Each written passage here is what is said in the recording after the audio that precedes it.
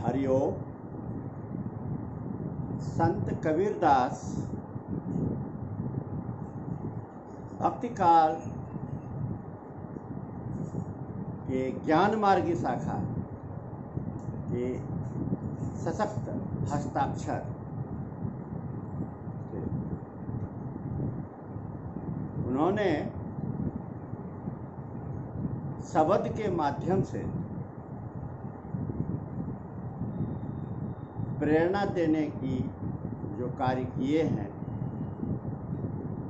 हम पाठकों के लिए उसे आज हम लोग समझेंगे। तो आज का जो अध्यापन का विषय है वह शब्द है।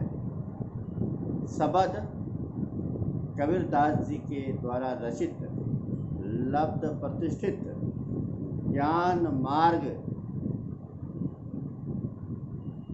की शाखा के स्वतंत्र हस्ताक्षर कबीरदास जी ने जो हम पाठकों को संदेश देने का प्रयास किए हैं, उसे आज हम लोग समझने वाले हैं।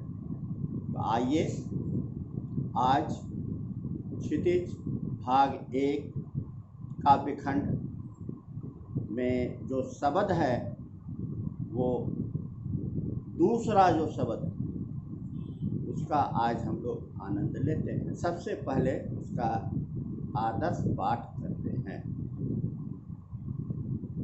संतो भाई आई ज्ञान की आंधी रे, भ्रम की टाटी सबे उड़ानी, माया रहे न बांधी, हिति चित्त की है धूनी गिरानी, मोह वलिंडा तटा, तृष्णा छानी परी घर ऊपरी, कुबधि का भांडा फूटा, जोग जुगति काया का निकशिया, हरि की गति जब जागी, आंधी पीछे जो जल बूठा, प्रेम हरि जन भीनी, कहे कबीर भान के प्रगटे, उदित भया तम खीना। अब इसको गय के रूप में इसको प्रस्तुत करते हैं। संतो भाई आई ज्ञान की आंधी रे,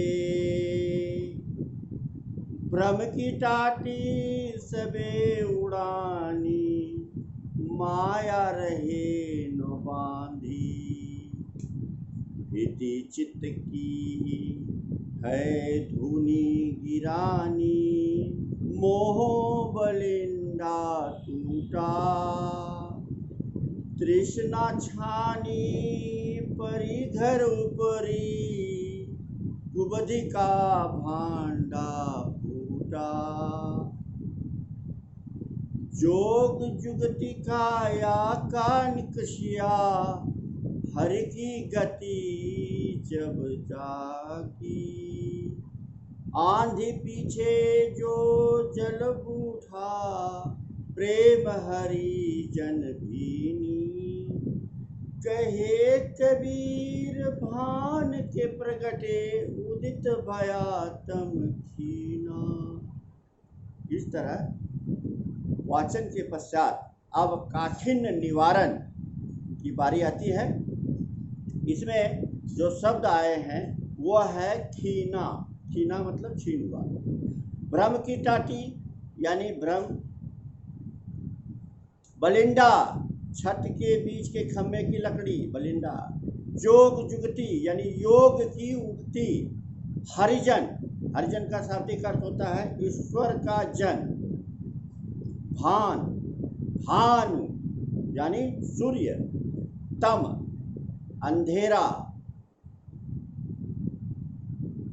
टाटी लकड़ी का पल्ला, धुनी स्तंभ, छानी छानी छप्पर, छप्पर छानी छप्पर, भांडा फूटा भेद खुला, भांडा फूटा भेद खुला, चूबे यानी चूता है, निर्चू थोड़ा भी,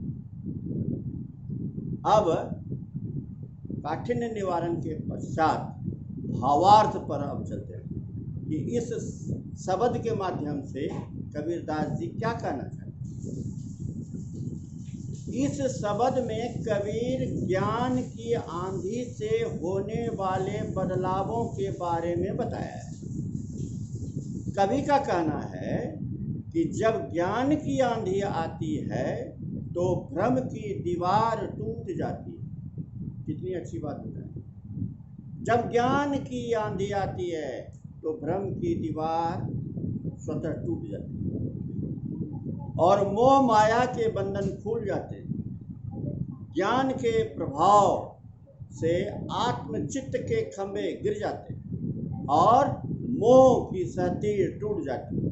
हमारे ऊपर से तृष्णा की छत हट जाती है और सभी भांडे फूट जाते हैं। वाह! मतलब हमारे ऊपर पड़े आडंबरों के पर्दे हट जाते हैं जब हमें ईश्वर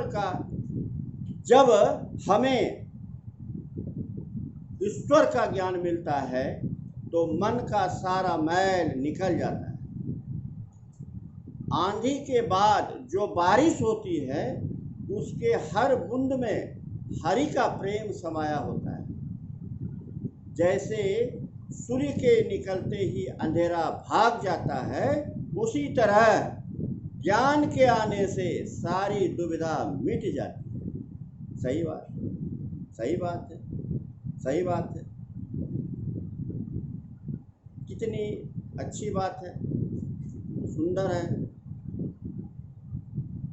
जब सूर्य के निकलते ही अंधेरा भाग जाता है तो कबीरदास जी कहते हैं उसी तरह जब मनुष्य के पास ज्ञान आता है तो सारी दुविधा, सारा भ्रम स्वतः समाप्त हो जाता है। तो इस साखी के अंतर्गत इस शब्द के अंतर्गत हम लोगों ने देखा 2-3 बातों को ध्यान में रखना है। कबीरदास भक्तिकालीन युग के कवि थे, ज्ञान मार्गी थे। इनका प्रसिद्ध जो रचना है वो बीजक है। बीजक में के 3 भेद हैं, साखी, शब्द, रमेनी। साखी यानी साक्षात जो उन्होंने देखा, उसकी चर्चा हम लोग साखी का कर चुके हैं। और उसके बाद शब्द का प्रथम की चर्चा हम लोगों ने पूर्व की कक्षा में किया है। और आज जो अध्यापन का विषय था वह शब्द था, वो द्वितीय भाग। इसके काठिन्य निवारण को भी हम लोगों ने देखा है। आदर्श वाचन भी हम लोगों ने किया है और भावार्थ को भी समझा है।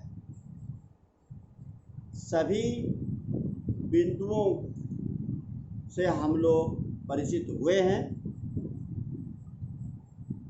और ये शब्द जो है इनका समापन होता है यहीं पर।